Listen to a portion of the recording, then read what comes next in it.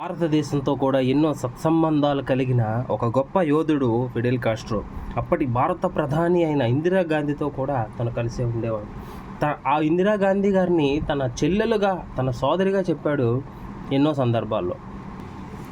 ఆలీనోద్యమం సమయంలో తన బాధ్యతనంతా ఇందిరాగాంధీ గారికి అప్పగించే ఆ సందర్భంలో కాస్త చమత్కారంగా మన ఫిడెల్ కాస్ట్రో వ్యవహరించి, తర్వాత తన సోదరిని ఆలింగనం చేసుకొని తన యొక్క బాధ్యతను పూర్తిగా నా సోదరికి అప్పగించడం నాకు చాలా ఆనందంగా ఉందని ఆమెను హత్తుకున్నాడు.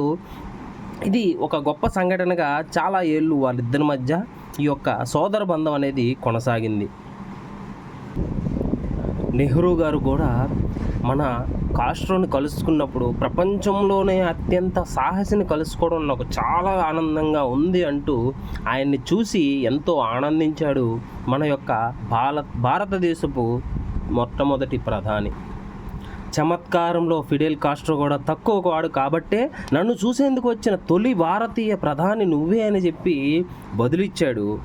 వారిద్దరి మధ్య ఒక ఆనంద సందర్భం ఏర్పడింది. మహాత్మా గాంధీ గారి సినిమాను కూడా ఢిల్లీలో ఆయన వచ్చినప్పుడు చూస్తూ చాలా ఆనందించాడు. గాంధీజీ గారికి ఉన్న శక్తి అపూర్వమని వ్యాఖ్యానించాడు. ఆయనకి ఎన్నో కళలపైన చాలా ఆసక్తి ఉండడం వల్ల రాజారెడ్డి, రాధారెడ్డి అనేవారిని వాళ్ళ నృత్య ప్రదర్శన చూసి మురిసిపోయాడు.